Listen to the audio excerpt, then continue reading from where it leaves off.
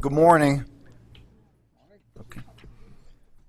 I'm David Barish, Chairman of the Pennsylvania Gaming Control Board, and if you haven't, as we always tell you, please turn your electronic things on silent. With us today, Fred Strathmore, representing Russ Redding at Department of Agriculture, Jen Langen, representing Joe Torsella, and Radee Skipworth, representing Dan Hassel, Secretary of Revenue. Thank you all for being here. Quorum of the board being present, we'll call the meeting to order. First order of business, Pledge of Allegiance. I pledge allegiance to the flag of the United States of America, and to the republic for which it stands, one nation, under God, indivisible, with liberty and justice for all.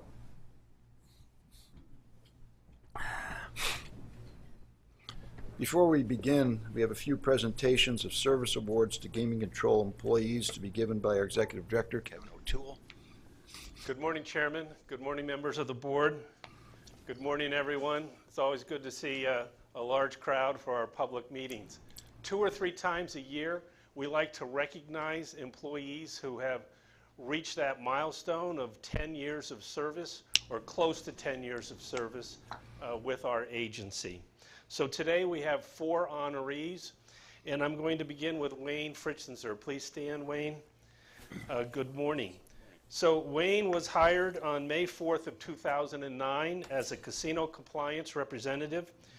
He was assigned to our Bureau of Casino Compliance, and he is on the team that works at the Valley Forge Casino.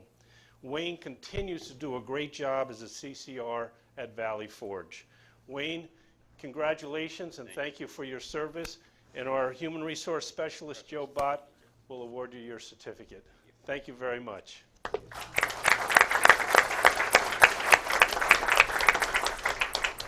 Our next honoree is Gloria Williams. Good morning, Gloria. Gloria was hired 1 week after Wayne came on board, May the 11th, 2009. And Gloria also was hired as a casino compliance representative. A very important job for these individuals in dealing with the public and dealing with the casino teams. They truly are the eyes and ears of the Gaming Control Board. And we appreciate all of the CCRs, but in particular Wayne and Gloria today.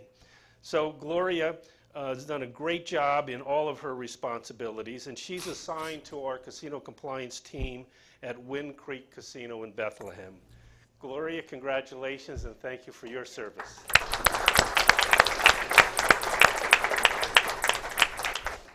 Our next honoree is Mark Dintz. Mark was hired on June 8th of 2009 as an electronic engineer assigned to the Office of Gaming Laboratory Operations. As most of you in this room appreciate, the testing of gaming equipment is an extremely important component of all gaming jurisdictions. And Mark really helps to lead our team and is a major contributor to the success of our gaming lab. Mark, congratulations and thank you for your service.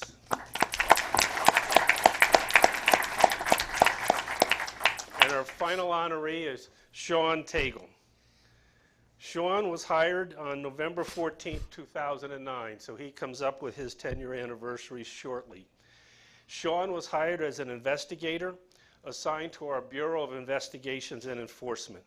Sean's contribution to the work of the BIE is outstanding and very much appreciated. Sean, congratulations and thank you for your service.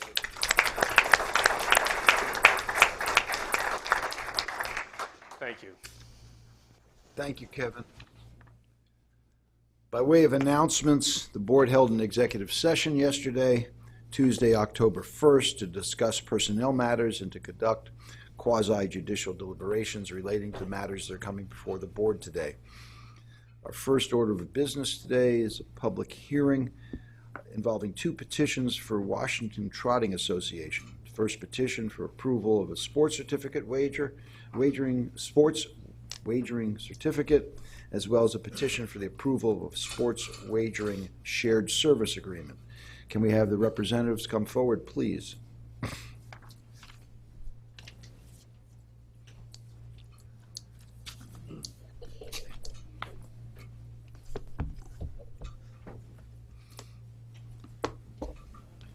And as always, before we begin, I'd ask that everyone who's going to speak today, please state and spell your name for the court reporter prior to your presentation. Additionally, I would now ask all non-attorneys to stand and be sworn. Thank you for anticipating that.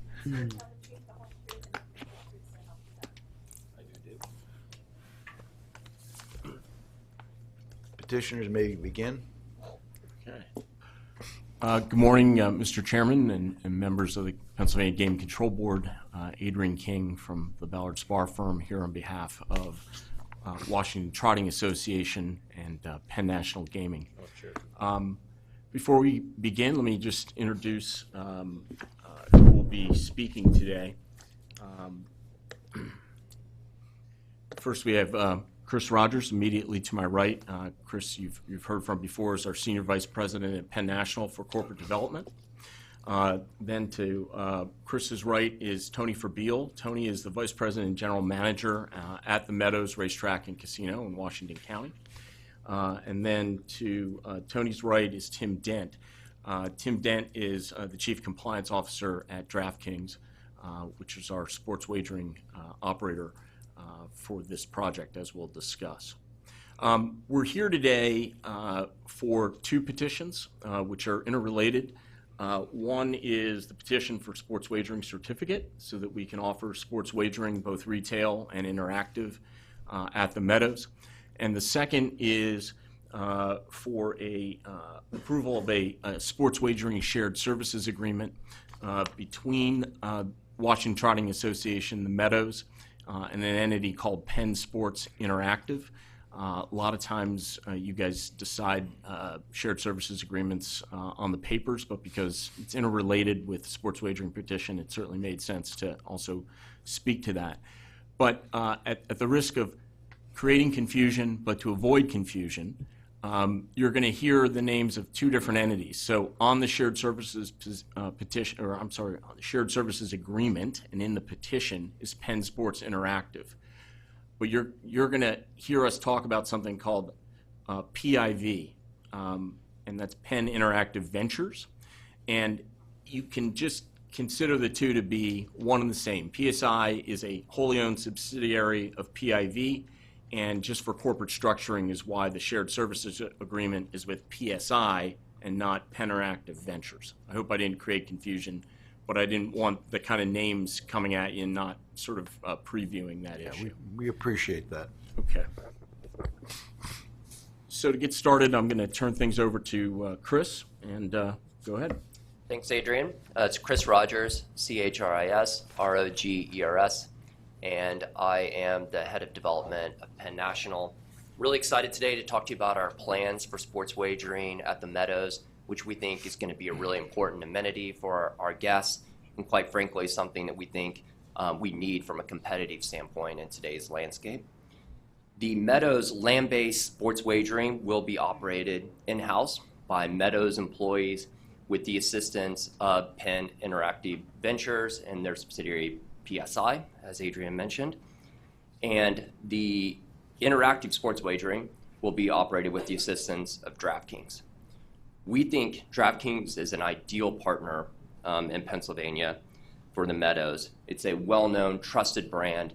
It currently operates regulated fantasy sports contests in the Commonwealth of Pennsylvania and is one of the leading interactive sports books in New Jersey, and we expect them to be a market leader in Pennsylvania as well and to drive significant incremental tax revenue for the Commonwealth. Both the land-based and interactive sports wagering offerings will utilize Canby for managed trading services. They're probably familiar to you. They do managed trading services for a number of operators in Pennsylvania. I'll now give you a little bit of background on our interactive division. This was founded in 2014 primarily to provide social casino products to our database. Since then, it's grown into a division with 75 employees across 3 different offices in Conshohocken, Philadelphia, as well as Las Vegas. We continue to operate social casino, but now have added bingo, ADW, retail sportsbook, and now in Pennsylvania, real money online iCasino. The group has significant recent experience in launching retail sportsbooks In August, we launched our retail sportsbook in Council Bluffs, Iowa. In September, we launched 2 retail sportsbooks in Indiana at Ameristar East Chicago and Hollywood Lawrenceburg. And we have future launches planned for Pennsylvania, West Virginia, Mississippi, Nevada, and Illinois.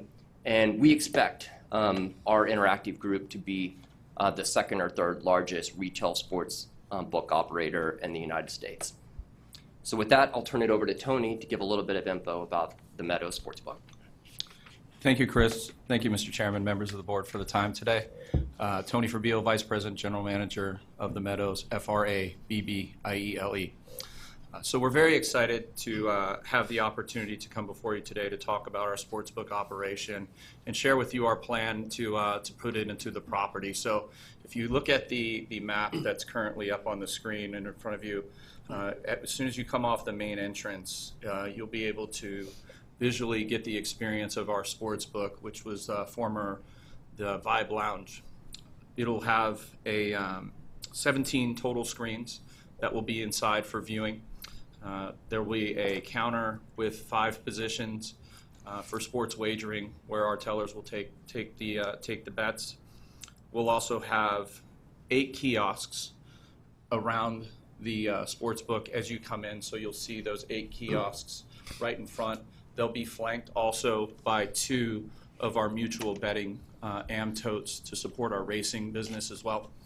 So we're going to integrate that into our sportsbook to make sure that we get that exposure to that customer in that space as well.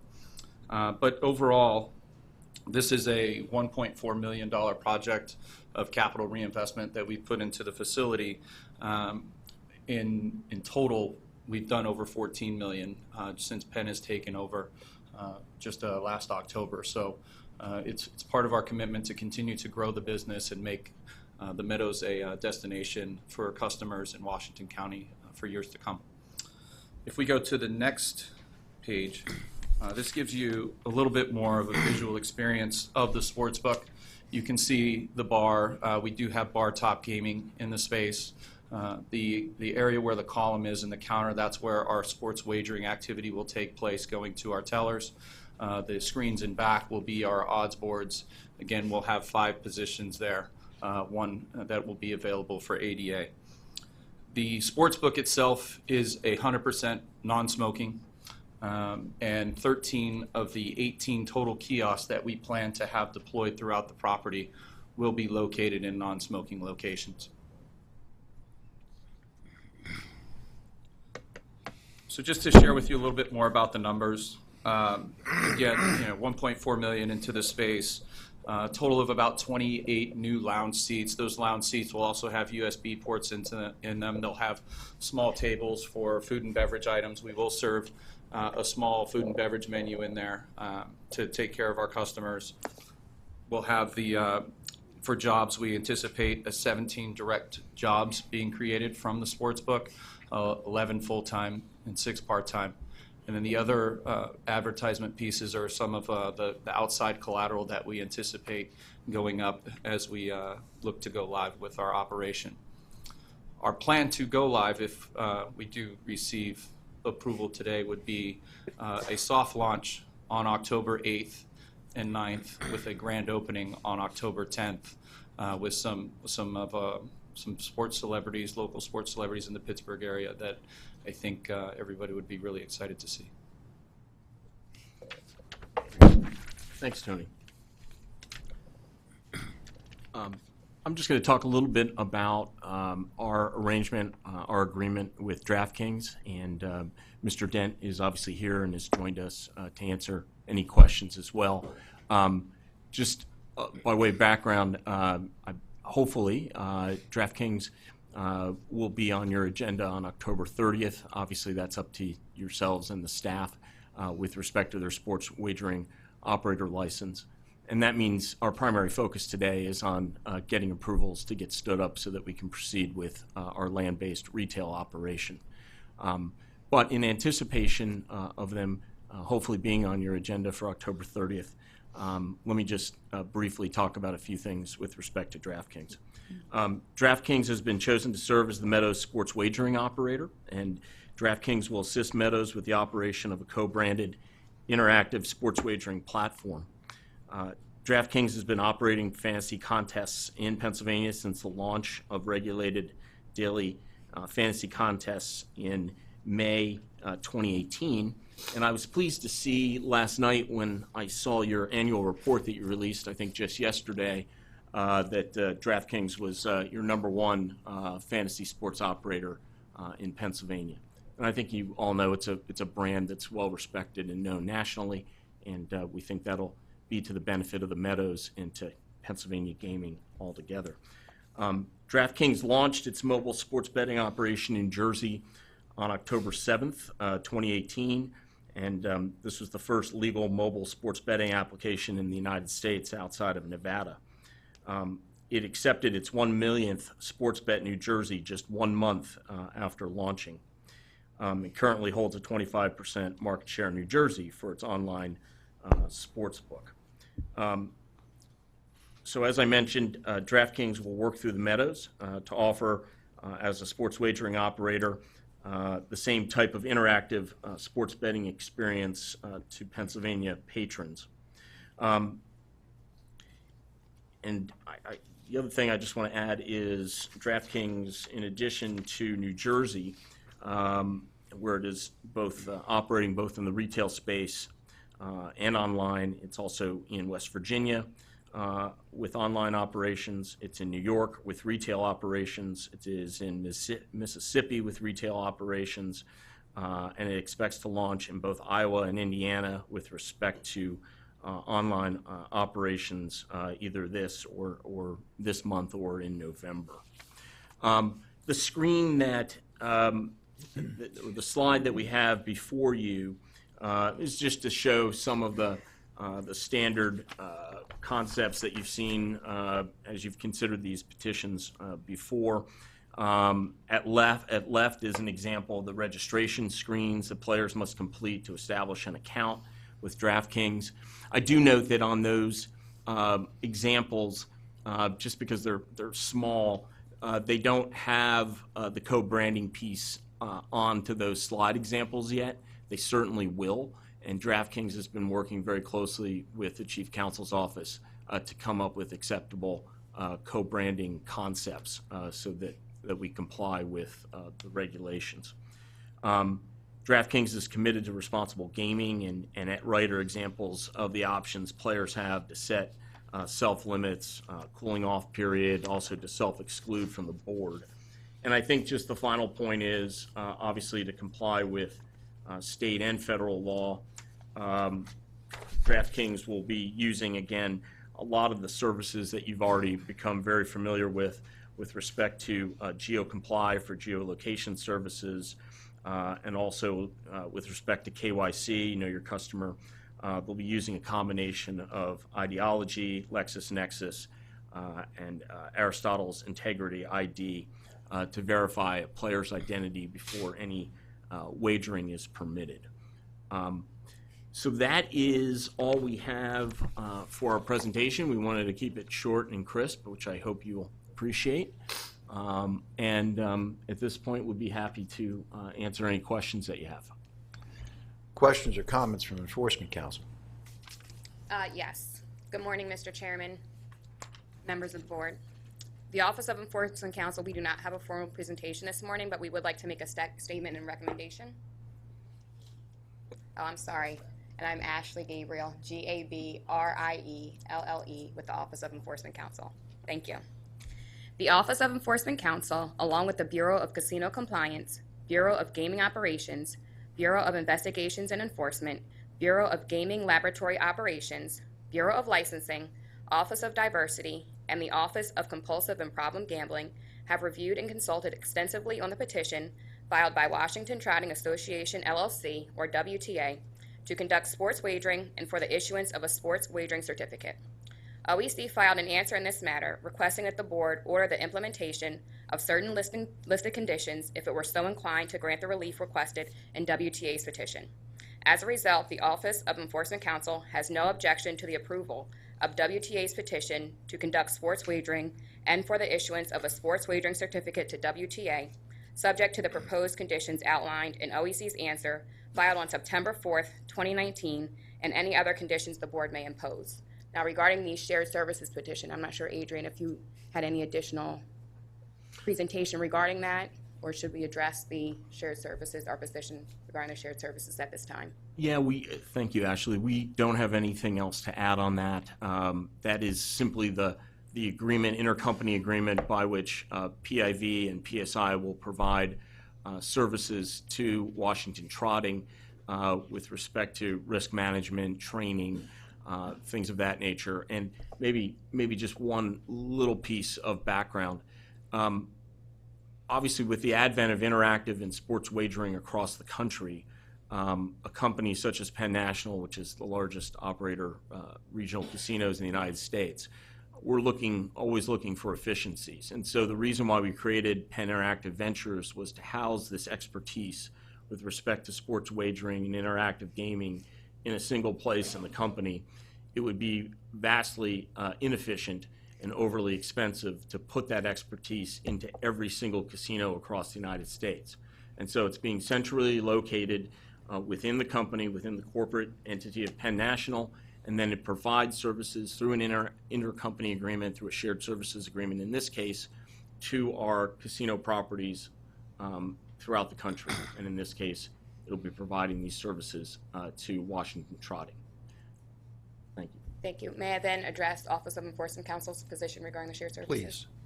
The Office of Enforcement Counsel also has no objection to the approval of WTA's petition for approval of sports wagering agreement between WTA and Penn Sports Interactive, subject to the proposed conditions outlined in OEC's answer filed on August 23, 2019, the joint amendment filed on September 26, 2019, and any other conditions the board may impose. And the Office of Enforcement Counsel is available for any questions that the board may have. Thank you very much. Are there questions or comments from the board at this time? Good morning. I just want to clarify something. It should have struck me before, but I guess when Attorney King did it, made the comment about certain dates, and because we're hearing these two together, which we don't normally do.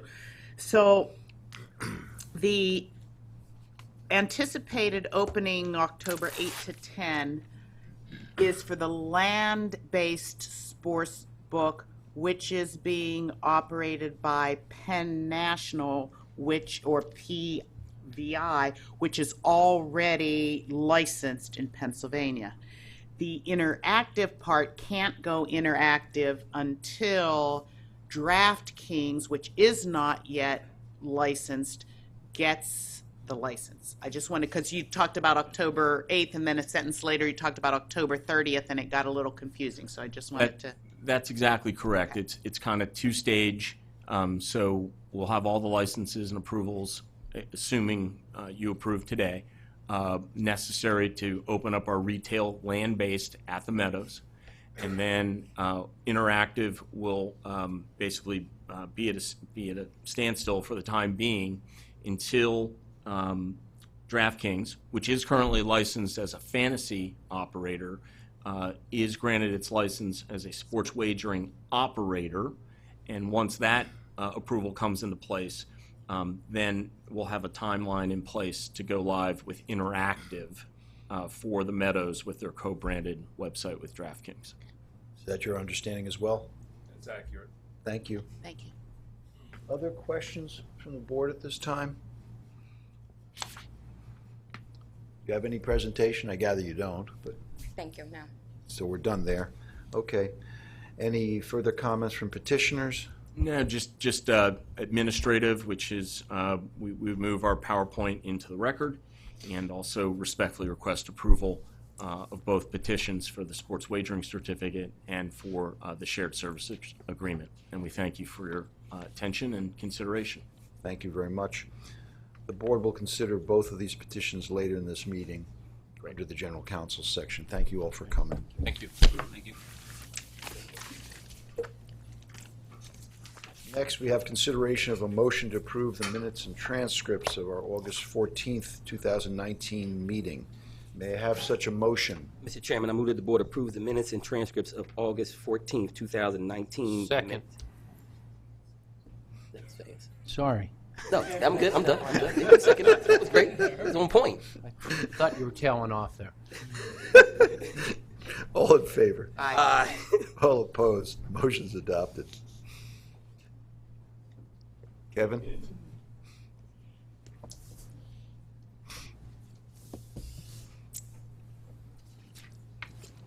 Members of the board and chairman, this morning I'd like to use my executive director time to inform everyone that we have prepared and published our two reports, our annual report and our diversity report, which on an annual basis is published on or about October the 1st.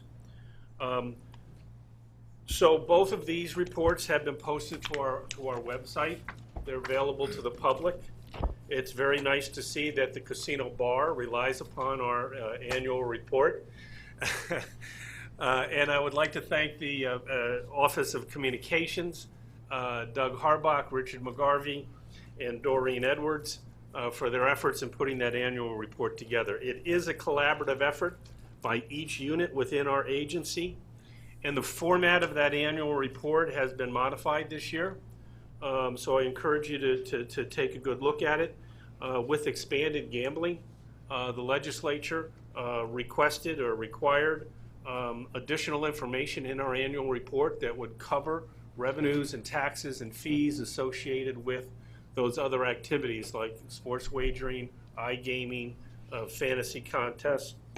And in addition, our annual report always includes, and this year as well, a statement of revenue and expenditures of the Gaming Control Board for fiscal year ending June 30th, 2019. And it also has by casino, each individual casino, there are charts that summarize the revenues, the taxes, fees paid during the past fiscal year, including local share assessments. And the other report that was just recently posted to our website as well is our diversity report. That report presents a summary of each casino, depicting employment by race, employment by gender, minority-owned, woman-owned, and locally owned businesses, and their participation in construction and non-construction spend, along with charitable and community outreach expenditures. Our Director of Diversity, Moselle Daniels, prepares this annual report with her staff, Sharon Reisinger and Evelyn Early, and we appreciate their efforts in putting the diversity report together. Most importantly, our diversity report once again this year reflects that the casino licensees do engage in good faith efforts throughout the year to promote and ensure diversity and inclusiveness in all aspects of their casino operations. And to conclude, the board's employment status at the present time is 296 employees, of which 39.9% are female, 60.1% are male, and 17.2% are minorities. We exceed the averages for Commonwealth salaried employment for minority participation. Thank you very much. Any questions for Kevin at this time? Hearing none. Thank you. Director of Human Resources, Danette.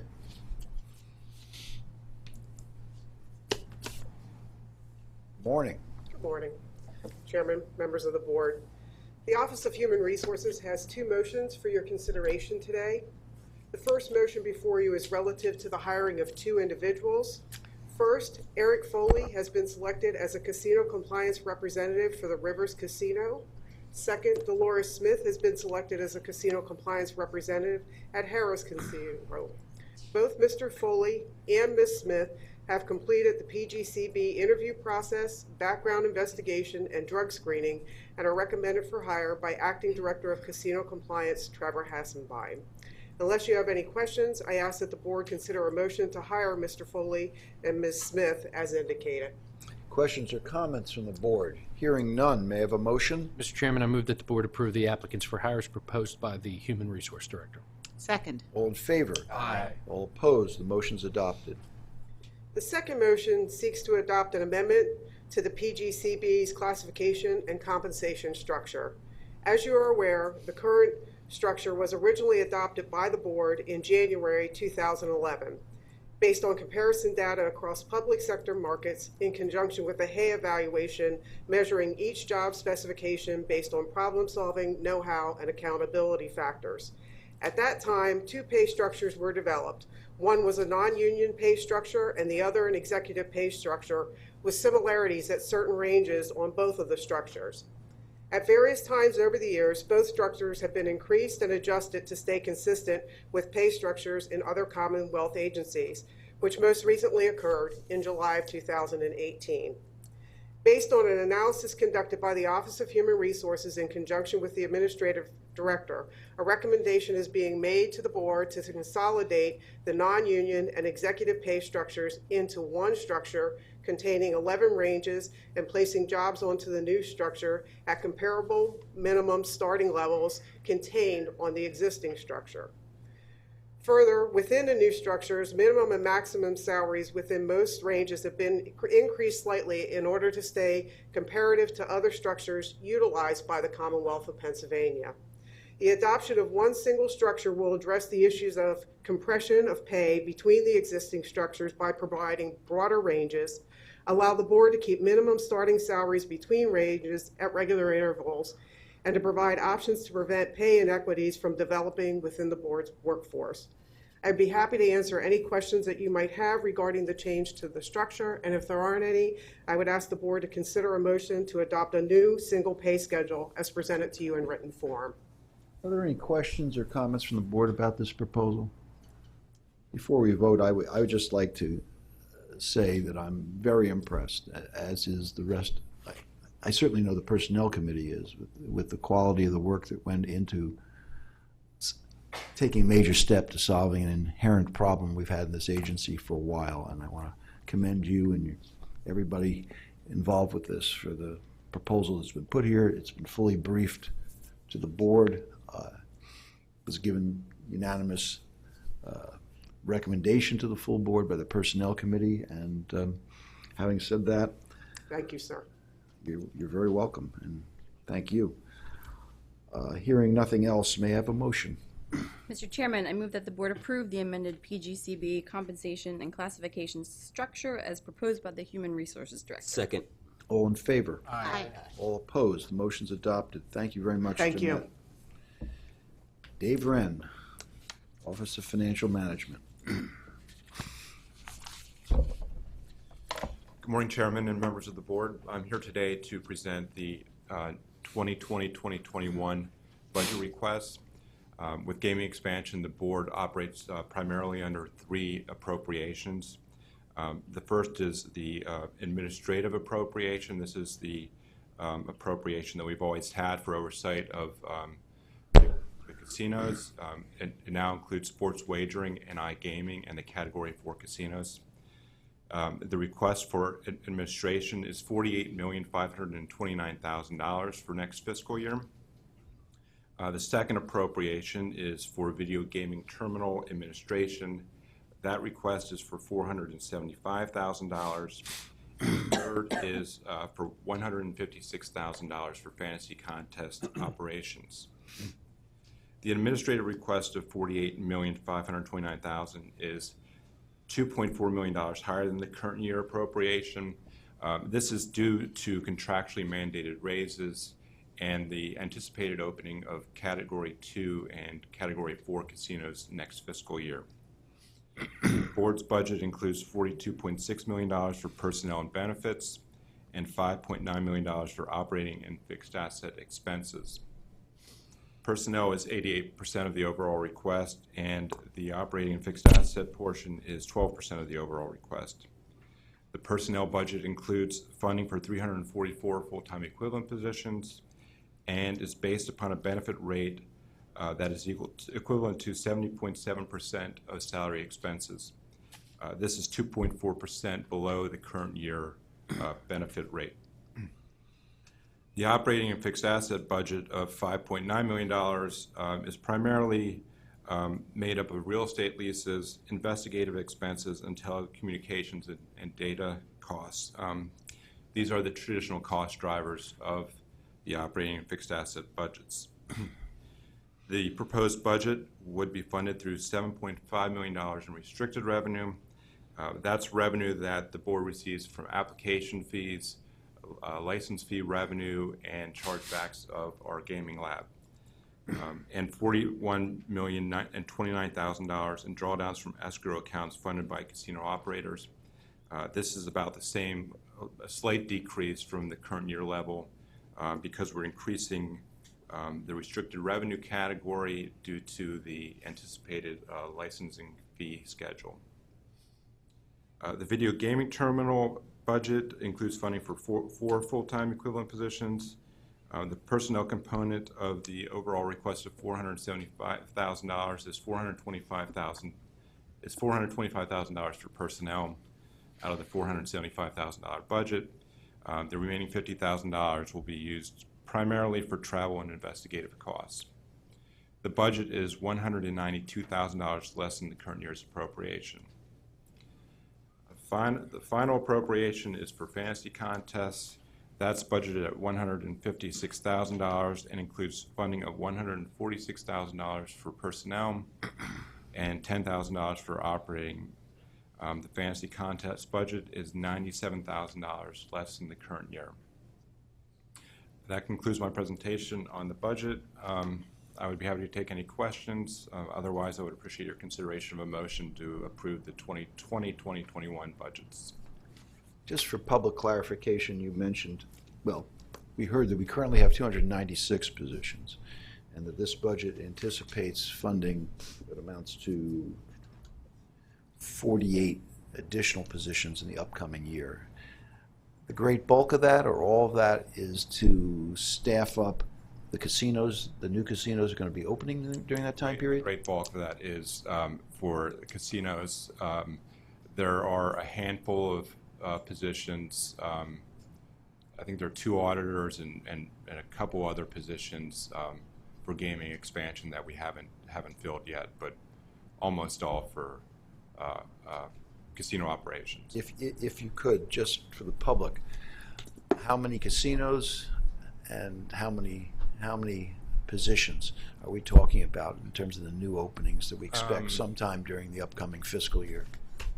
We're anticipating the opening of 4 new casinos. Thank you. And they'll be filled for almost the entire fiscal year for most of them, we're anticipating. Thank you. Thank you very much. Are there other questions or comments from the board at this time? Hearing none, may I have a motion? Mr. Chairman, I move the board approve the FY 2020-2021 proposed budget request as described by the Director of Financial Management. Second. All in favor? Aye. All opposed? The motion's adopted. Thank you, David. Thank you. Mr. Sherman, you're up. Good morning, Chairman, members of the board. Our first agenda item relates to a proposed regulation, which Assistant Chief Counsel Chad Zimmerman is here to present. Thank you, Chairman, members of the board. Before you is proposed regulation number 125-226.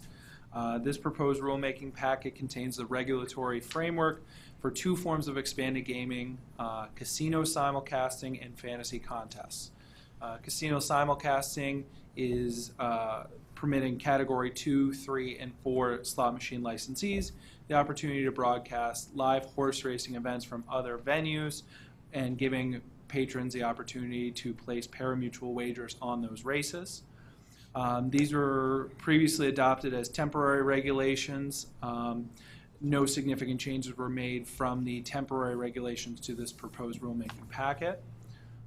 Fantasy contest regulations encompass all rules and requirements for operators to offer daily and season-long fantasy contests in the Commonwealth. The requirements include the initial petition and application process, licensing, internal controls and accounting, and compulsive and problem gaming. The change of most significance from the temporary regulations was a change to the self-exclusion section of the regulations, which was done to mirror the changes that were done previously before the board for our land-based self-exclusion procedures. At this point in time, if the board has any questions, I can answer them, and I would request, if there are no questions, approval of the proposed regulations. Any questions or comments from the board about these regulations? Hearing none, may I have a motion? Mr. Chairman, I move that the board approve the proposed regulation number 125-226 as described by the Office of Chief Counsel. Second. All in favor? Aye. All opposed? The motion's adopted. Thank you. Next, the board has before it 5 petitions for consideration today. 2 of the petitions were heard earlier during a consolidated hearing. The remaining will be decided based upon the documentary records by agreement of the parties. In each of the matters, the board has, in advance of this meeting, been provided with all documents filed of record. The first petition before the board today is the consideration of the Washington Trotting Association's request to obtain a sports wagering certificate. This matter was heard by the board earlier, and should the board approve the request for a sports wagering certificate, it will not be authorizing the licensee to commence the operation of sports wagering immediately, but rather the actual conduct of the wagering can only begin after staff has completed its review of all aspects of the sports wagering area and the operational requirements. In addition, as noted during the hearing today, the casino must also complete a successful test period. Relative to online and mobile sports wagering, as was discussed earlier, that operator is not yet licensed by the board, so what will be operating first will be the retail operation, followed by the online component at a later date. As with all prior sports wagering petitions, the Office of Enforcement Counsel has requested a number of conditions on Washington Trotting Association and its operator, and those conditions will need to be fulfilled prior to commencing land-based and internet-based sports wagering operations. Washington Trotting has also requested that certain portions of the record be maintained as confidential. OEC has no objection to the request, but it is recommended by the Office of Chief Counsel in reviewing the confidentiality motion that it be granted in part, but that Exhibits A, F, H, and M not be maintained as confidential, and that matter is ready for the board's consideration. Thank you, Doug. Any questions, comments on this from the board? Hearing none, may I have a motion? Mr. Chairman, I move that the board approve Washington Trotting Association LLC's petition for a sports wagering certificate as described by the Office of Chief Counsel and with the conditions which will be outlined in the board's order. I further move that WTA's motion for confidentiality be granted in part as described by the Office of Chief Counsel. Second. All in favor? Aye. All opposed? The motion's adopted. Next before the board is Washington Trotting Association's petition for approval of the sports wagering shared service agreement, which also was addressed by Mr. King. Washington Trotting Association and Penn Sports Interactive are both subsidiaries of Penn National Gaming. WTA and Penn Sports Interactive, or as I think it was referred to earlier, PSI, have entered into an intercompany sportsbook shared service agreement that would require the parties to exchange services related to WTA's land-based operation, which the board had just approved. The Office of Enforcement Counsel has no objection to the relief, subject to several conditions outlined in the answer. In addition, OEC has no objection to the request for confidentiality filed in the matter, which protects the contract between the parties, and this matter is now ready for the board's consideration. Questions or comments from the board? Hearing none, may I have a motion? Mr. Chairman, I move that the board approve Washington Trotting Association LLC's petition for a sports wagering shared services agreement and its request for confidentiality as described by the Office of Chief Counsel and with the conditions which will be outlined in the board's order. Second. All in favor? Aye. All opposed? Motion's adopted. The next matter before the board is Crown PA Gaming and TFCF Sports Enterprises request to waive qualification requirements of certain entities. By way of background, in June of 2019, Crown PA Gaming, a wholly owned indirect subsidiary of DraftKings, submitted an application for sports wagering operator license with the intent of offering online sports wagering on behalf of the Meadows. TFCF Sports holds approximately a 9.9% indirect ownership interest in DraftKings, and in turn, Crown Gaming, and Crown PA Gaming. Above the TFCF Sports in the chain of ownership reflecting this 9.9% interest are 5 companies which are now seeking waiver of licensure. And they're 21st Century Fox America, TFCF Corporation, Disney Enterprises, TWDC Enterprises 18, and the Walt Disney Company. Those TFCF Sports, DraftKings, Crown Gaming, and Crown PA Gaming have filed applications with the board. The Office of Enforcement Counsel has no objection to the relief requested, and that is for the waiver of those 5 upstream entities, subject to several conditions outlined in their answer. And specifically, those conditions restrict the ability of the upstream companies to direct or control TFCF Sports or the companies below it. And additionally, the parties have requested confidentiality of certain information filed in the matter, to which OEC does not object. And this is the request for waiver is now ready for the board's motion. Questions or comments from the board? Hearing none, may I have a motion? Mr. Chairman, I move that the board approves the joint petition of Crown PA Gaming, Inc. and TFCF Sports Enterprise, LLC for board waivering the qualification requirements of certain entities as described by the Office of Chief Counsel and with conditions to be outlined in board order. I further move that the board grants the petitioner's request for confidentiality. Second. All in favor? Aye. All opposed? The motion's adopted. Next before the board is Downs Racing's request to allow an employee of the surveillance department to transfer to another position within the casino. Board regulations require segregation of employees of a casino's surveillance department from other casino staff and operations. This is done so as to limit the risk of collusion and malfeasance between the various areas. As a result, persons employed in surveillance are not free to change positions outside of that department without board review and approval. In this case, Down Racing seeks approval to transfer the employee who has been working as a surveillance agent to a compliance clerk position, which would work primarily in the back of the house office, assisting the legal department in completing compliance documentation. The Office of Enforcement Counsel had no objection to the proposed transfer, and the employee's new duties are not conducted on the gaming floor and do not directly involve casino operations requiring surveillance, and that's ready for the board's consideration. Questions or comments from the board? Hearing none, may I have a motion? Mr. Chairman, I move that the board approve Downs Racing LP's petition to permit Wesley Schultz to be employed as a compliance clerk as described by the Office of Chief Counsel. Second. All in favor? Aye. All opposed? The motion's adopted. The final petition before the board today is Roseanne Stabile's petition for removal from the involuntary exclusion list. By way of background, in April 2013, the board placed Ms. Stabile on the involuntary exclusion list after it found that during September 2012, she was involved in a scheme with 2 other patrons and a table game dealer at Harris, Philadelphia, which resulted in her collecting winnings to which she was not entitled. Ms. Stabile pled guilty to criminal charges relating to the situation and was sentenced to 2 years probation in order to make restitution in the amount of $3,515. In June of 2018, Ms. Stabile filed for removal from the list. A hearing was held and both she and OEC appeared at the hearing.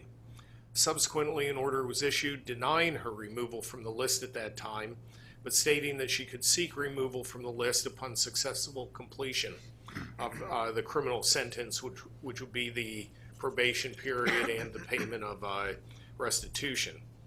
Ms. Stabile has now completed her probation, has made a payment to the court for all outstanding costs, and is now seeking removal from the exclusion list. OEC doesn't object to the request, and the matter is now ready for the board's consideration. Questions or comments from the board? Hearing none, may I have a motion? Mr. Chairman, I move the board approve Roseanne Stabile's petition for removal from the PGCB involuntary exclusion list as described by the Office of Chief Counsel. Second. All in favor? Aye. All opposed? Motion's adopted. Okay, next are withdrawals and surrenders, as well as reports and recommendations presented by Deputy Chief Counsel Steve Cook. Morning. The board has received several unopposed petitions to withdraw applications or surrender the credentials of the following individuals: Martin Allen Berkowitz, Daphne Lendace, Nathalie DeBroglie, Dorothy G. Abel, Eric Paul Indy, Robert John Kelly, Christopher Arms, Gerald Ford, not the Gerald Ford, Elaine Mark Thiefery, Tina Kilmer, Jean-Francois Lenday. In addition to these withdrawals and surrenders, the board has also, the Las Vegas Sands Corporation has also filed 2 corporations seeking the withdrawal of applications of 5 individuals and the surrender of 25 individuals' licenses, or 25 licenses of individuals or entities. This was necessitated by the sale of the Sands Casino in Bethlehem to the Porch Band of Creek Indians, and rather than go through that list, it was provided to the board in advance.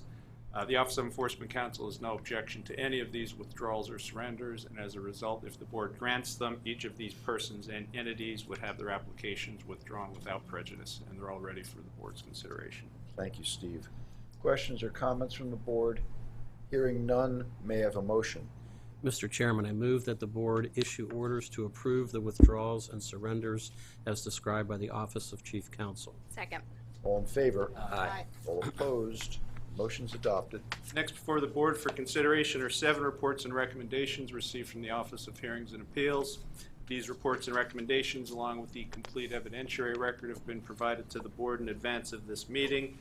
And additionally, each person that is the subject of one of these reports and recommendations has been notified that they have the right to come forward and briefly address the board. If any of these persons are present and wish to briefly address the board, I'd ask them to come forward when their matter is called.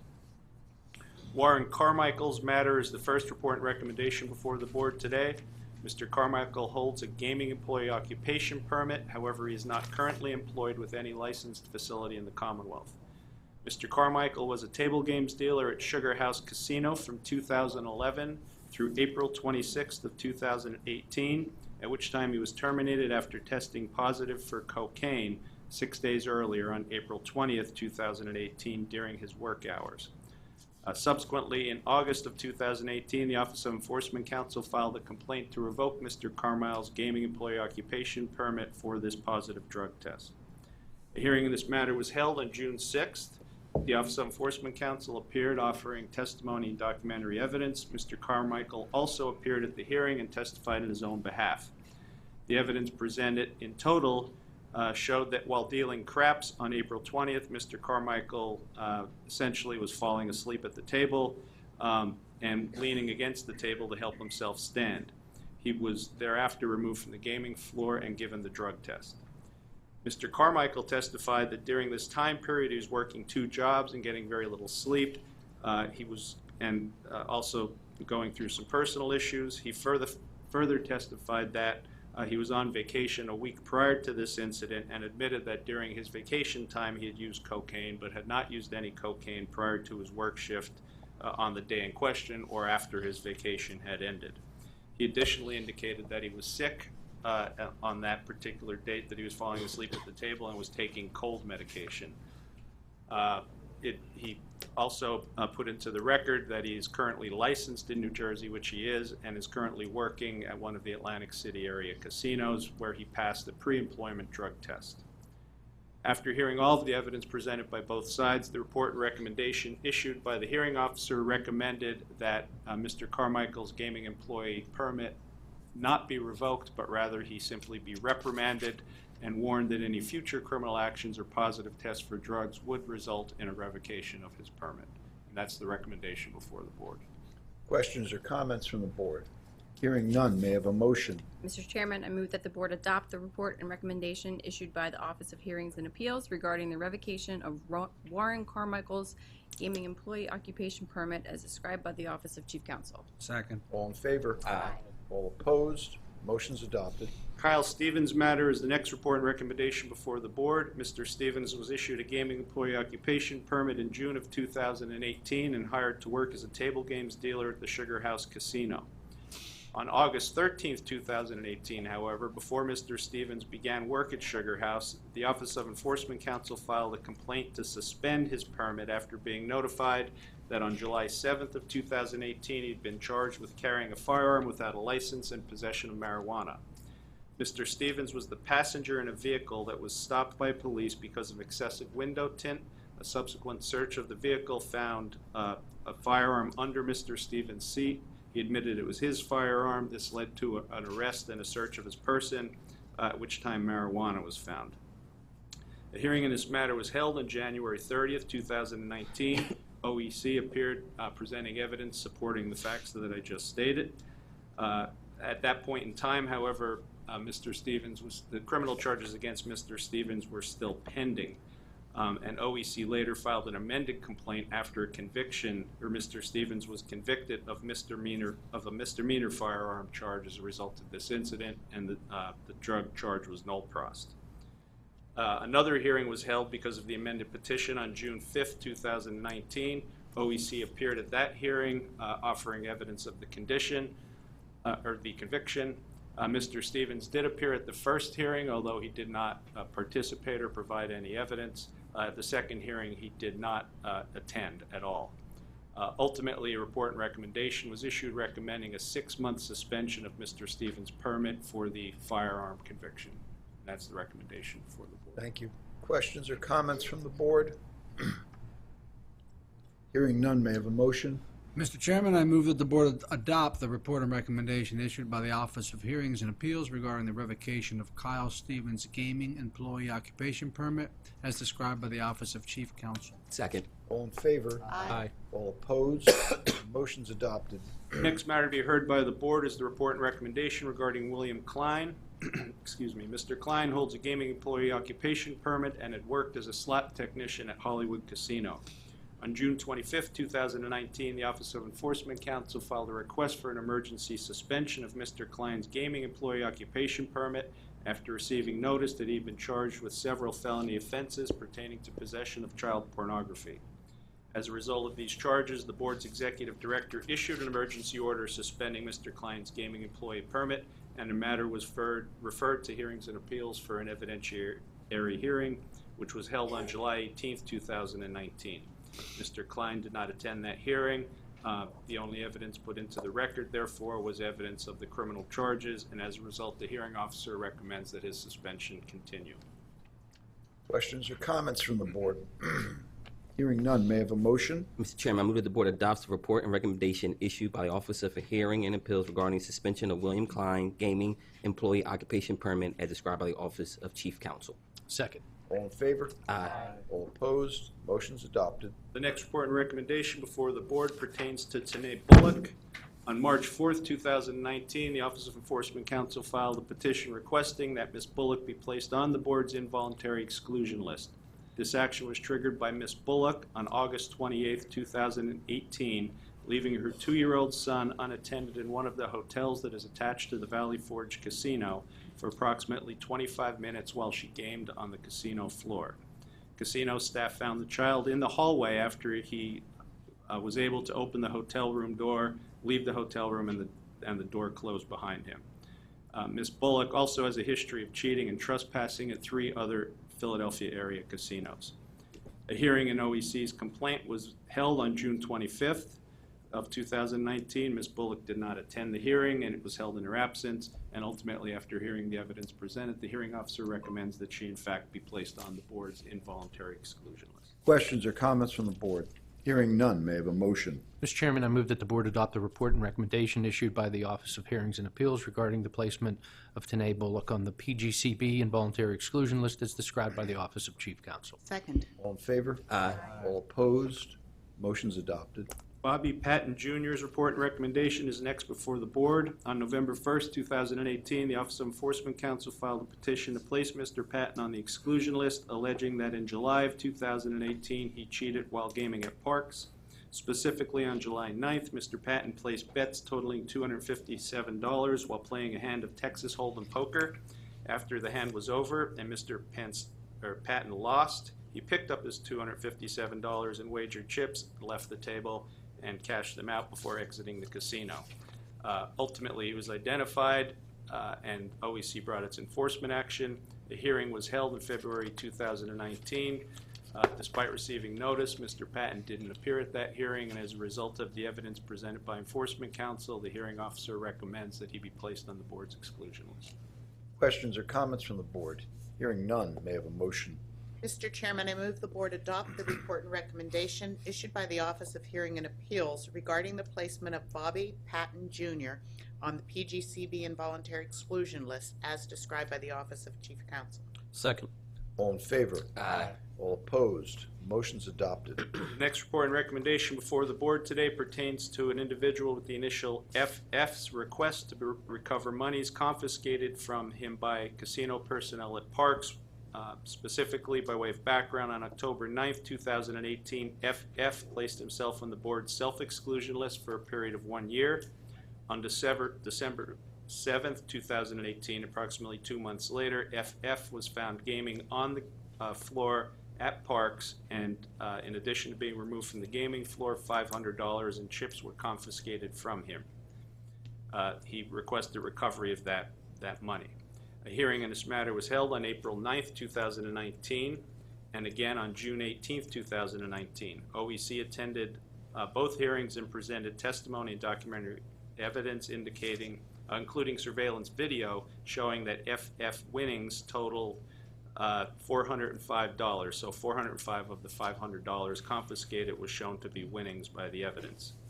At the June 18th hearing, FF appeared and testified that while he was felt he was developing a gambling problem and did self-exclude for 1 year. There was some confusion because he attempted to remove himself from the list by contacting Parks by telephone 15 minutes after coming off the list, and he was told by a Parks employee, or he testified that he was told by a Parks employee that he would be removed from the list. Clearly that was not the case. He did remain on the list, and Parks employees really don't have anything to do with placing a person on the statewide self-exclusion list. Hearing all the evidence, the hearing officer recommends that of the $500 confiscated from FF, that $405 was in fact winnings that can be confiscated by the board under the Act, and that $95 should be returned to him. Questions or comments from the board? Hearing none, may I have a motion? Oh, I'm sorry. Shouldn't that be referenced to PGCB voluntary? It's on here as involuntary. Oh, yes, it is the voluntary. So the motion should say voluntary. Thank you very much.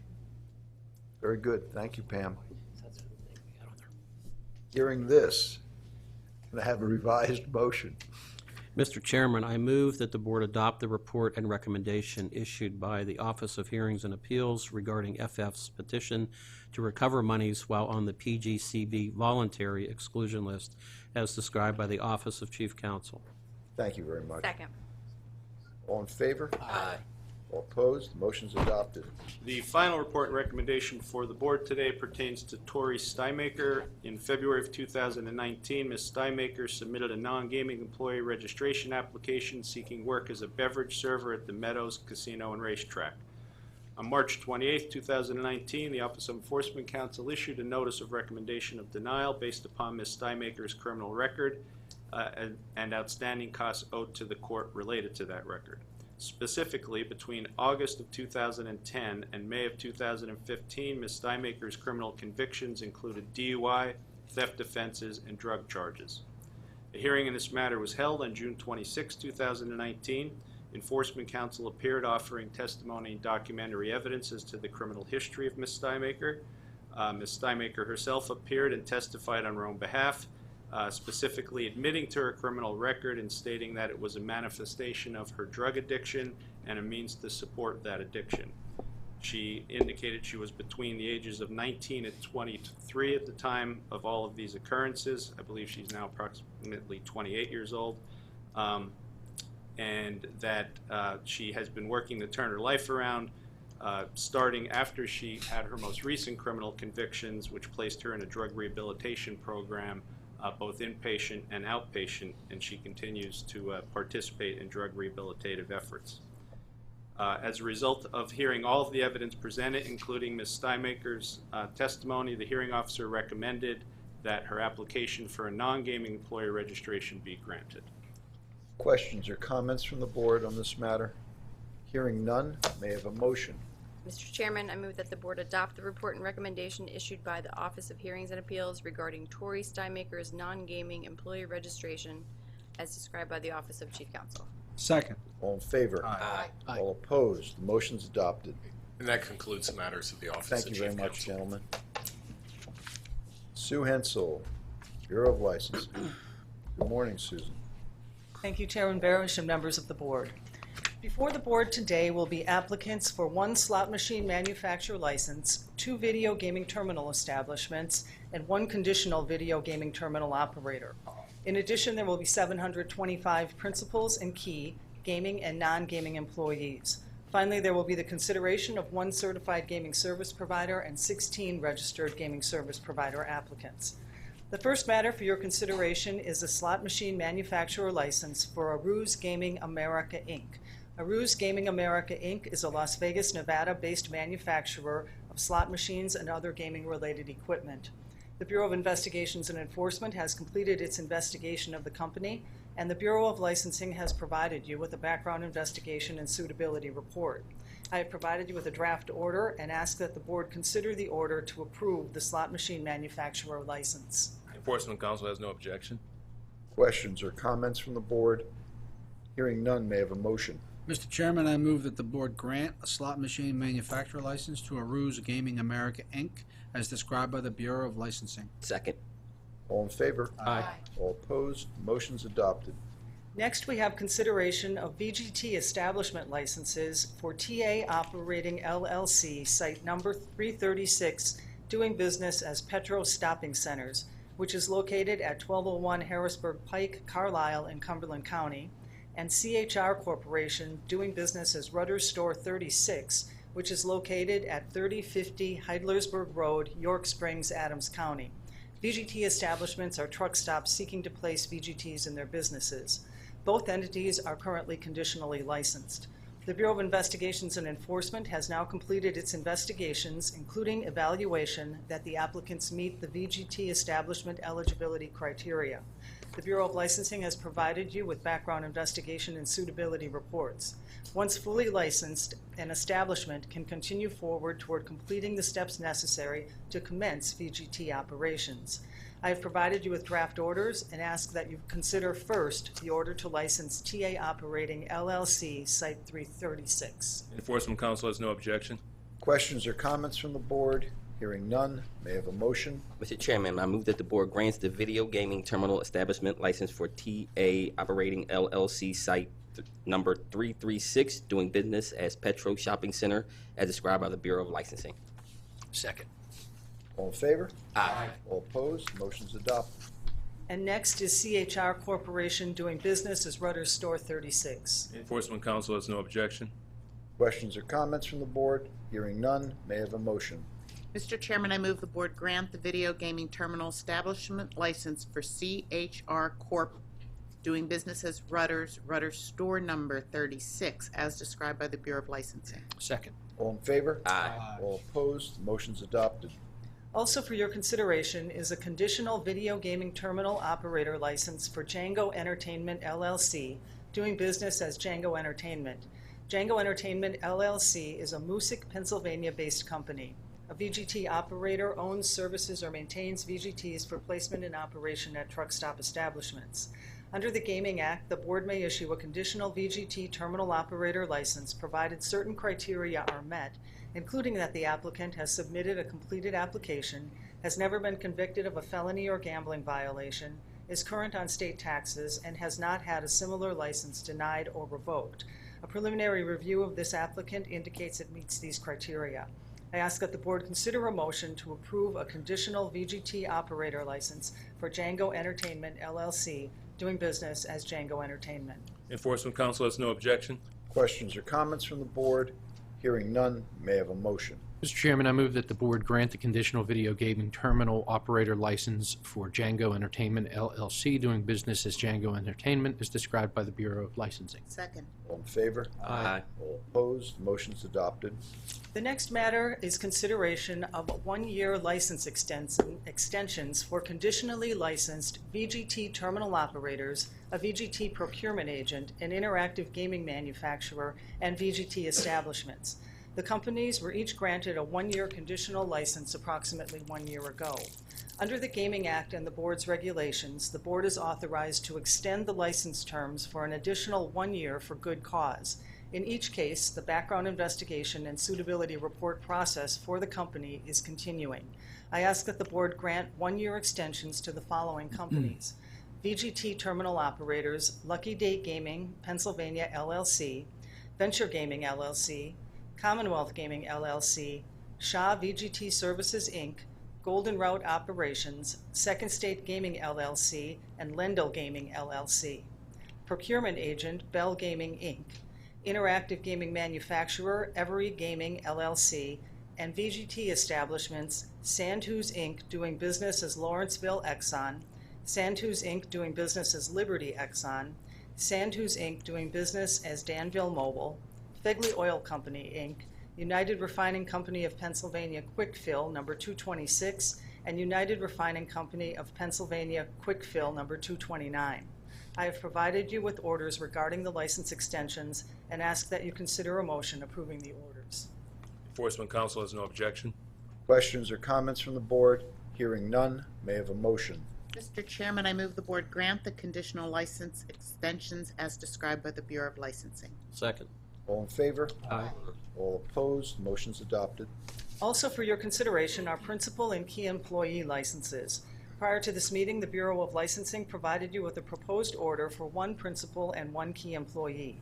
I ask that the board consider the order approving these licenses. Enforcement Council has no objection. Questions or comments from the board? Hearing none, may I have a motion? Mr. Chairman, I move that the board grant the principal and key employee licenses as described by the Bureau of Licensing. Second. All in favor? Aye. All opposed? Motion's adopted. There are also temporary licenses for your consideration. Prior to this meeting, the Bureau of Licensing provided you with an order regarding the issuance of temporary licenses for 1 principal and 10 key employees. I ask that the board consider the order approving these licenses. Enforcement Council has no objection. Questions or comments from the board? Hearing none, may I have a motion? Mr. Chairman, I move that the board grant the temporary principal and key employee credentials as described by the Bureau of Licensing. Second. All in favor? Aye. All opposed? Motion's adopted. Additionally, there are gaming permits and non-gaming registrations. Prior to this meeting, the Bureau of Licensing provided you with a list of 513 individuals to whom the Bureau has granted temporary or full occupation permits, and 176 individuals to whom the Bureau has granted registrations under the authority delegated to the Bureau of Licensing. I ask that the board consider a motion approving the order. Enforcement Council has no objection. Questions and comments from the board? May I have a motion? Mr. Chairman, I move that the board grant the gaming employee occupation permits and non-gaming employee registrations as described by the Bureau of Licensing. Second. All in favor? Aye. All opposed? The motion's adopted. There is also a recommendation of denial for gaming employee applicant Anthony Fenn. Mr. Fenn was notified that he was recommended for denial and failed to request a hearing within the specified time period. The Bureau of Licensing has provided you with an order addressing the applicant, who the Office of Enforcement Counsel has recommended for denial. I ask that the board consider the order approving the denial. Enforcement Council continues to request denial in this instance. Questions or comments from the board? Hearing none, may I have a motion? Mr. Chairman, I move that the board denies Anthony Finn's gaming employee occupation permit applicant as described by the Bureau of Licensing. Second. All in favor? Aye. All opposed? Motion's adopted. In addition, for your consideration are withdrawal requests. In each case, the license, permit, or registration is no longer required. For today's meeting, I've provided the board with a list of 1 key employee and 4 gaming employees, and ask that the board consider the orders approving the list of withdrawals. Enforcement Council has no objection. Questions or comments from the board? Hearing none, may I have a motion? Mr. Chairman, I move that the board grant the withdrawal of key employee and gaming employee applications as described by the Bureau of Licensing. Your second. Some motion. Second. Thank you. All in favor? Aye. All opposed? Motion's adopted. Next, we have an order to certify the following gaming service provider, Ernest Bach & Sons, Inc. I ask that the board consider the order approving this gaming service provider for certification. Enforcement Council has no objection. Questions or comments from the board? Hearing none, may I have a motion? Mr. Chairman, I move the board approve Ernest Block & Son, Inc.'s application for a gaming service provider certification as described by the Bureau of Licensing. Second. All in favor? Aye. All opposed? Motion's adopted. Finally, for your consideration, our gaming service provider registrations. The Bureau of Licensing provided you with an order and an attached list of 16 registered gaming service provider applicants. I ask that the board consider the order registering these gaming service providers. Enforcement Council has no objection. Questions or comments from the board? Hearing none, may I have a motion? Mr. Chairman, I move that the board approve the applications for gaming service provider registration as described by the Bureau of Licensing. Second. All in favor? Aye. All opposed? Motion's adopted. Thank you very much, Susan. Thank you. Now hear from Office of Chief Enforcement Counsel Cyrus Petrie. The Office of Enforcement Counsel will present 6 matters today for the board's consideration, in which we will request the board's approval of 2 consent agreements, 2 revocations, 1 suspension, and 1 involuntary exclusion. The next matter on the agenda for the board's consideration is a consent agreement between the Office of Enforcement Counsel and Category 1 licensee Downs Racing LP, doing business as Mohegan Sun Pocono. The consent agreement will be presented by Assistant Enforcement Counsel John Crow. And the representatives from Mohegan Sun are present. At this time, I request that those individuals introduce themselves for the record, and that anyone not here as an attorney please stand and be sworn. Good morning, Chair Barish, members of the board. Christopher Soriano, S-O-R-I-A-N-O, Dwayne Morris, LLP, counsel for Downs Racing. With me are 3 individuals from Downs Racing. Tony Colucci, C-A-R-L-U-C-C-I, General Manager of Mohegan Sun. Ron Kershaw, C-H-R-Z-A-N, Director of Compliance, Mohegan Sun Pocono. Donald Karpensky, K-A-R-P-E-N-S-K-E, Director of Surveillance. Should probably have you sworn. Thank you. Good morning, Chairman, members of the board. John Crowe, C-R-O-H-E, for the Office of Enforcement Counsel. The next matter on the agenda for the board's consideration is a consent agreement reached between Mohegan Sun Pocono and the Office of Enforcement Counsel regarding failure to meet minimum staffing requirements. Between January 3rd, 2009 and April 28th, 2009, Mohegan Sun Pocono failed to meet the minimum security staffing requirements for a period of time. I'm sorry. You said 2009? This is 2009, right? 2019. Oh, I'm sorry, 2019. My apologies. Between January 3rd, 2019 and April 28th, 2019, Mohegan Sun Pocono failed to meet the minimum security staffing requirements for a period of time during at least 1 shift on a total of 90 days. During each of these incidents, 1 or more mandated security officer rover position was left vacant. Through the internal controls process, the board approves specific security staffing levels which are required to be submitted pursuant to the board's regulations that are maintained during all hours of operations. Therefore, Mohegan Sun Pocono's failure to meet these minimum staffing requirements violates board-approved internal controls. The Office of Enforcement Counsel and Mohegan Sun Pocono respectfully request that the board approve the consent agreement and stipulations of settlement that Mohegan Sun Pocono pay civil penalty of $150,000 as well as $2,500 administrative fee for costs incurred by the board staff in connections with investigations into this matter. Anything you'd like to add? I'm sorry, Mr. Chairman. Can you just give me the dates again? Did you say between January 3rd, 2019 and April 22nd, 2019? April 28th, 2019. Okay. Okay. Counsel, do you have something you'd like to add? I do. Thank you, Mr. Chairman. Commissioners, good morning again. Downs Racing obviously takes this matter very seriously and accepts responsibility for the deviations from internal controls that are subject to this consent agreement, has worked with the Office of Enforcement Counsel to resolve the matter. Mr. Carlucci, Mr. Kuzan, and Mr. Karpensky are here to offer some brief comments to the board by way of mitigation and lessons learned from this. Mr. Carlucci will provide an overview of what has taken place. Mr. Kuzan will provide some more detail as to the specific steps that are being taken to avoid this incident potentially taking place again. And in as much as surveillance is a department that is also subject to the board's minimum staffing requirements, Mr. Karpensky will speak about how lessons learned from this incident have been applied to the surveillance department to avoid this problem potentially happening in that department in the future. So with that, I'd like to allow Mr. Carlucci to present. Mr. Chairman, Commissioners, First off, let me start this. These are not excuses. Just a simple fact of what happened is that 2 major distribution warehouses opened up in December or January this year, and we had an exodus of security personnel. Again, I'm not making excuses. I'm simply stating what happened. What happened, we lost these individuals. I do want to point out at no time were any of the gates or the entranceways short. It was our rover position. Not making excuses. That was the most priority. We got ourselves into a bad mess, frankly. We were short.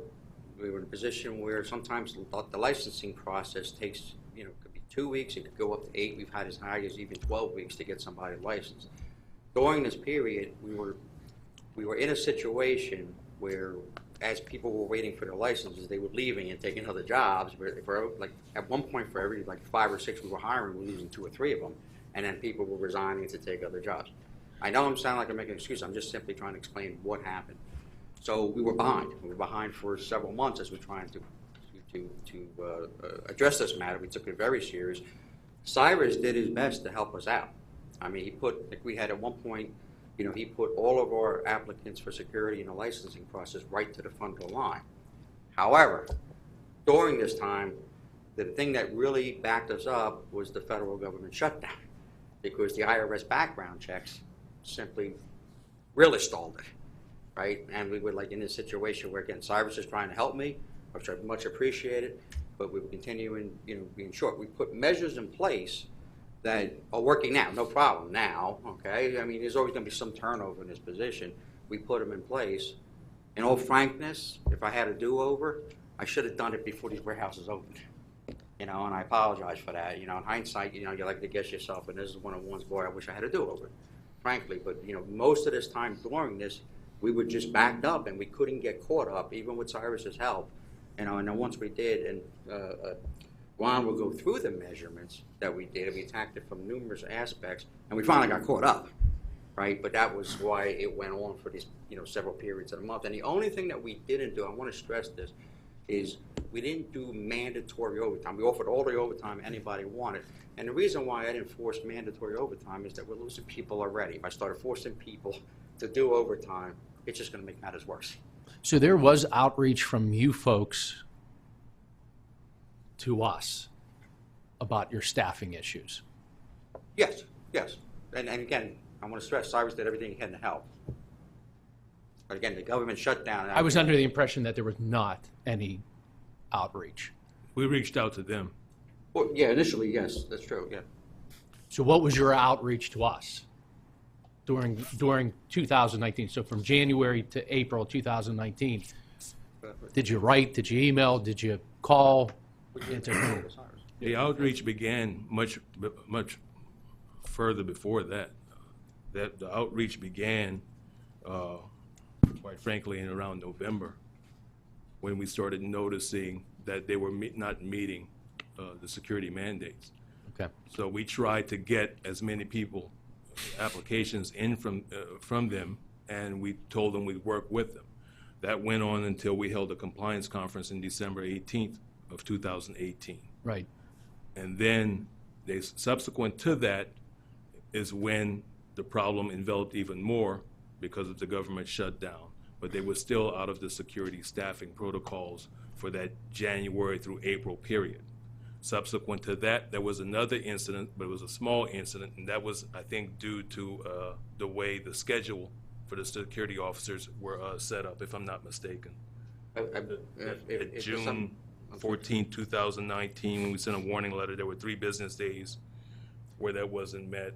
I think that was that due to was that the breaks? That was due to a miscommunication, I believe, between your staff, as you explained it, regarding when reliefs were granted for breaks. Yeah. And because of the minimal amount of time for those 3 specific incidents, we handled that through a warning letter, which was sent after this consent agreement was already being drafted. It's clearly a mistake on our part.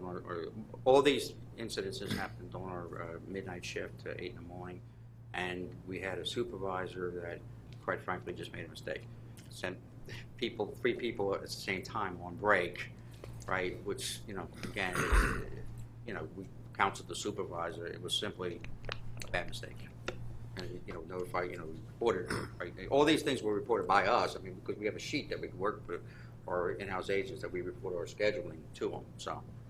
There was also, and Mr. Carlucci, is probably not aware of this, there was also a conference call with Mohegan Sun Corporate to discuss ways that they could help Mr. Carlucci ensure that he had enough staffing, because I felt that he needed to get more support from corporate, and they agreed to do that, and I think that has worked out well since that time. Before you go ahead,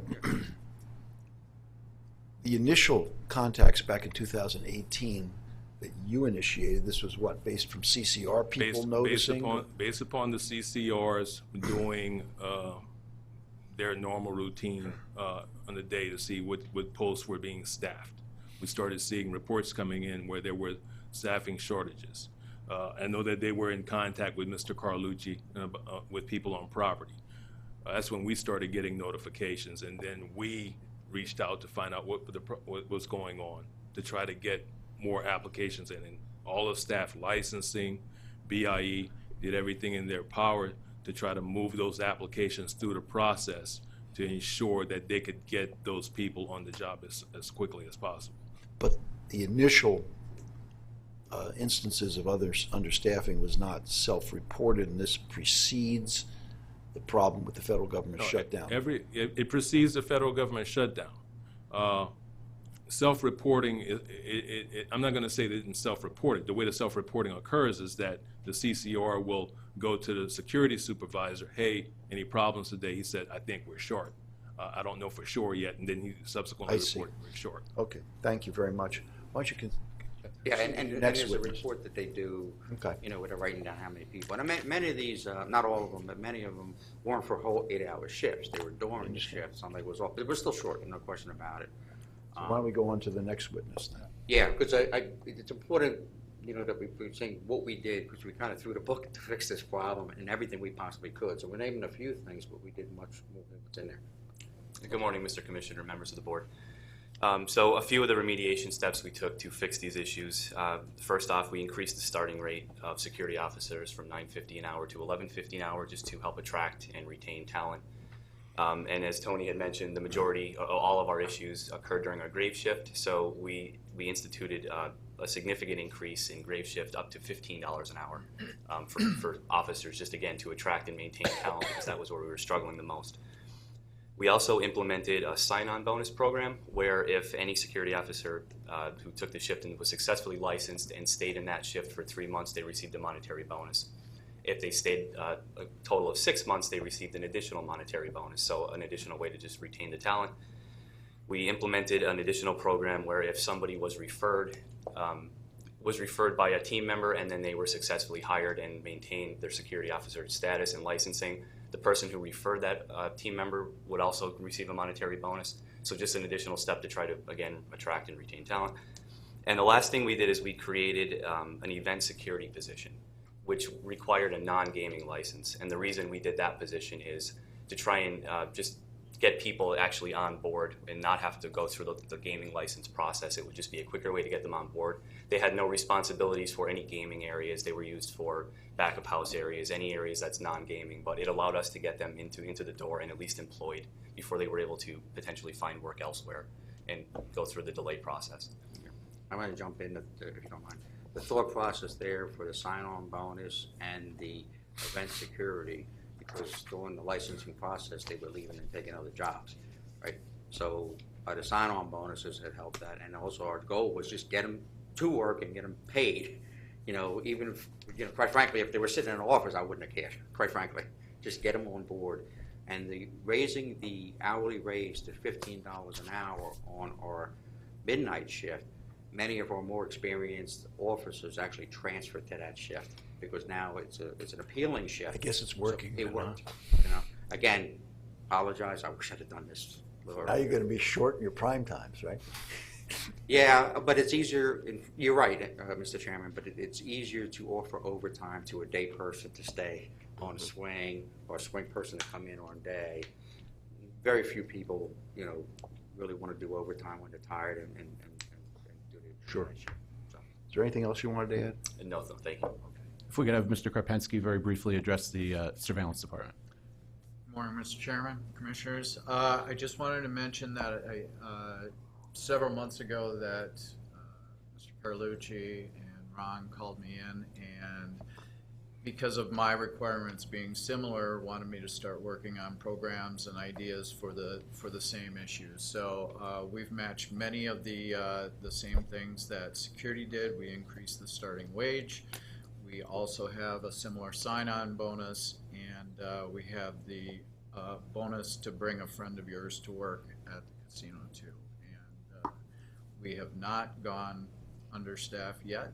I've been here 3 years now. We haven't done it, and I'm hoping that we don't have to. But these things seem to be working for our department as well. Well, I'm glad we're seeing it fixed. Thank you very much.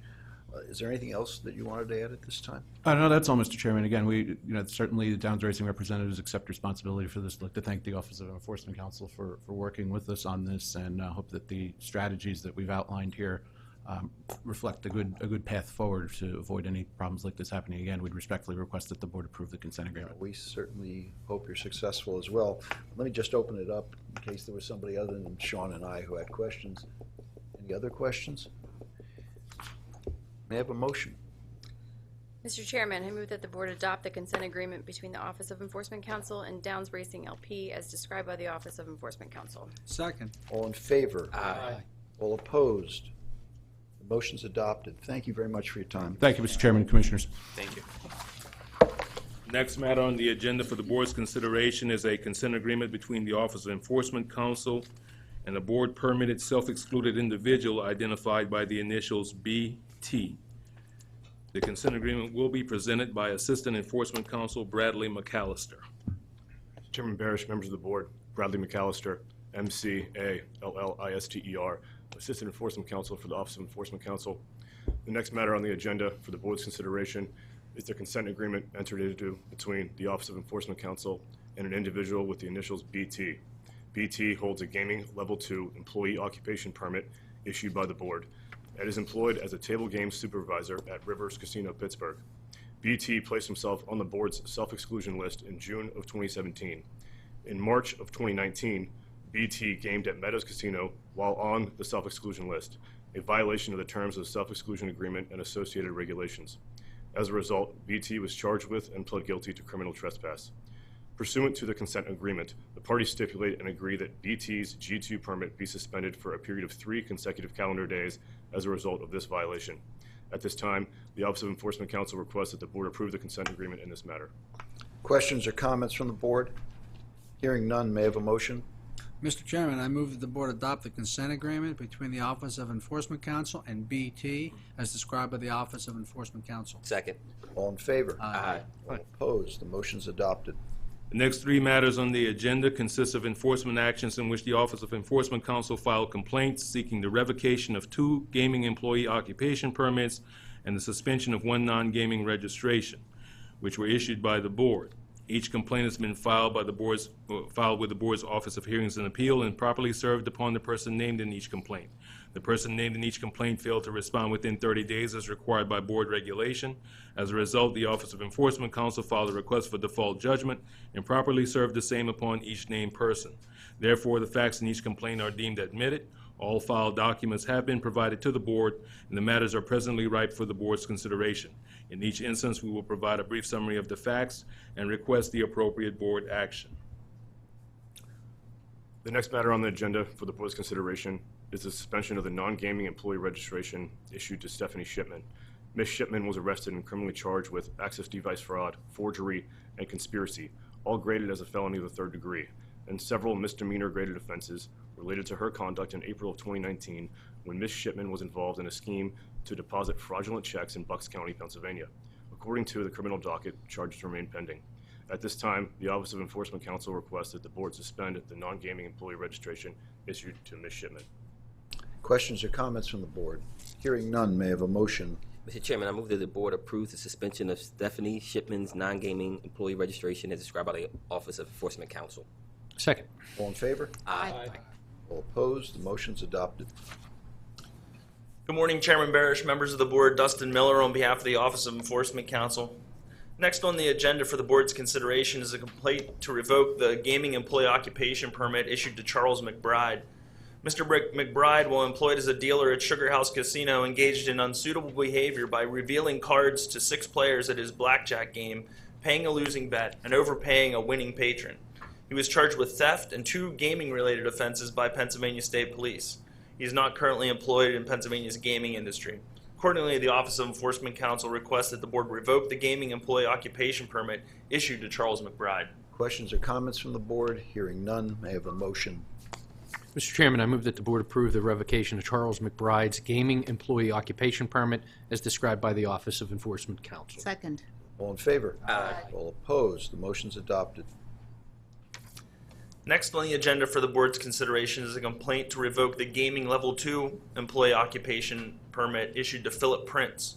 Mr. Prince, while employed as a table game supervisor at Sugar House Casino, engaged in unsuitable behavior by falsifying players' ratings, giving patrons inflated playing time, or falsifying playing time for when patrons were not present at the casino.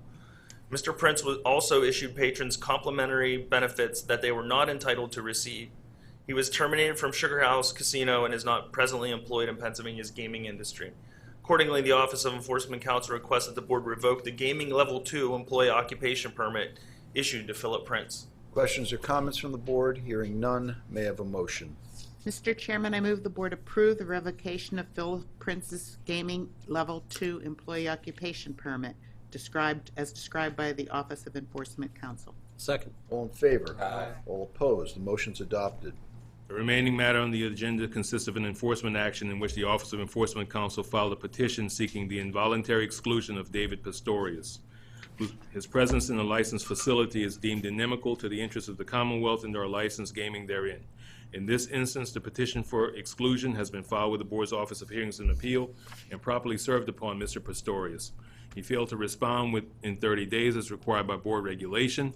As a result, the Office of Enforcement Counsel filed a request for default judgment against Mr. Pistorius and probably served the same upon him. Therefore, all the facts in the petition are deemed admitted. All filed documents have been provided to the board, and this matter is presently ripe for the board's consideration. If the board orders the proposed exclusion, Mr. Pistorius' photo, personal identifiers, and a summary of his inimical conduct will be placed on the board's public website. Good morning, Thomas Monahan, Monaghan with the Office of Enforcement Counsel. The final matter on the agenda for the board's consideration is a request to place David Pistorius on the board's involuntary exclusion list. On April 29, 2019, Mr. Pistorius cashed out a voucher that belonged to another patron at Rivers Casino and redeemed the voucher for cash in the amount of $700. Mr. Pistorius was charged by Pennsylvania State Police for his actions. At this time, OEC requests that the board place David Pistorius on the board's involuntary exclusion list. Questions or comments from the board? Hearing none, may I have a motion? Mr. Chairman, I move that the board approve the addition of David Pistorius to the PGCB involuntary exclusion list as described by the Office of Enforcement Counsel. Second. All in favor? Aye. All opposed? The motion's adopted. That concludes our business. Thank you. Thank you very much, Cyrus. Well, that concludes today's agenda. Next public meeting will be held on Wednesday, October 30th at 10 a.m. in this room. May I have a motion to adjourn the meeting? I move to adjourn. Second. All in favor? Aye. All opposed? The motion is adopted and we are adjourned. Thank you, one and all.